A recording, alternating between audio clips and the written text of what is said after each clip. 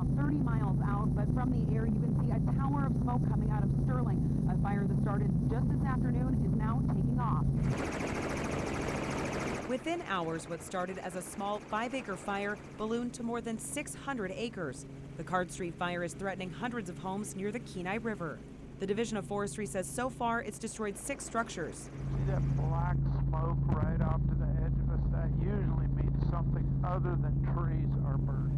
Air tankers and helicopters are fighting it from the air. Smoke jumpers dropped in to combat the flames from the ground. Actually, before this flying gig, I was a firefighter for 30 years, so it makes it doubly hard because you see all your firefighter friends down there, and you also see friends and homeowners down there with their houses getting burned. And it's a tough thing to do and see. Part of the evacuation area is the same impacted by the 2014 Funny River fire, places where homes are tucked into dense forests. Spruce tree, black spruce.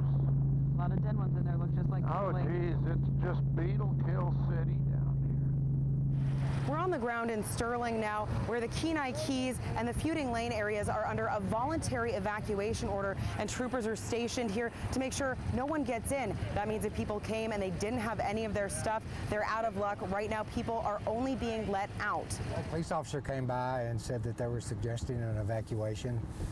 I was watering everything with a hose, trying to just get it wet. At first, more than 200 homes were in the evacuation area, which has now been expanded to include the Salmon Run Drive and the end of Fisherman's Road. It's frightening. You don't know what you're going to wake up to in the morning. Residents say, like last year, all they can do is wait and pray their homes make it through another wildfire season. In Sterling, Heather Hinsey, KTVA 11 News. I go like this and wrap around, and then I pull my thing off. Barbara Brown is a new knitter. My secret is fat yarn, fat needles. Just recently picking up the popular pastime for the first time since she was in college. That was the 80s. Leg warmers were really big. I still have those leg warmers, but there's no way I would ever be able to tell you how I made them. Now back in school, taking a fiber arts course at the college. I could sit here all night long. She came up with a class project after visiting her sister in Berlin, where she learned about yarn bombing street art. It's not just art, making it beautiful. It's the community all participating and making it beautiful. That's just terrific. I'm very impressed. She called on her community to pitch in with her project. Oh, look at this. Look at this. This has ruffles on it. And the response was overwhelming. And people who are not even knitters have shown up to be part of public art. This is what we do. I had no idea. There was a huge knitting underground in Anchorage. That underground turned out in full force to give the museum trees a makeover. Little kids came by. Why are you doing this? I said, the trees need sweaters. Yarn bombing is usually done under the cover of secrecy, but the Anchorage Guerrilla Knitters decided to get the museum's permission before sewing on the sweaters. By the book bombing here. They braved the blustery winds. My fingers are frozen. To beautify the birch. Knitters can do art too. It's not just about wearing gloves and mittens. It's we can outfit trees.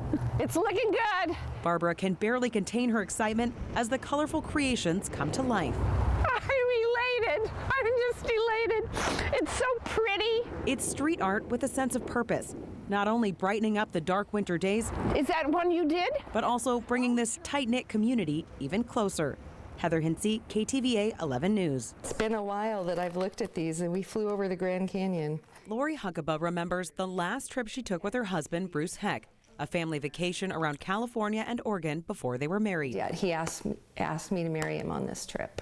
We were fishing the day he asked me. Just 4.5 months into their marriage, in January 1997, everything changed. We were both on duty that night. I was a dispatcher, and he was the only trooper on. And we got the call. A call that proved fatal for Trooper Heck, who was strangled and smothered by a man who had just been released from jail the day before. We had to tell everybody across the United States, and that was the longest 12 hours of my life, waiting for them all to know. And so it was horrible. It was horrible.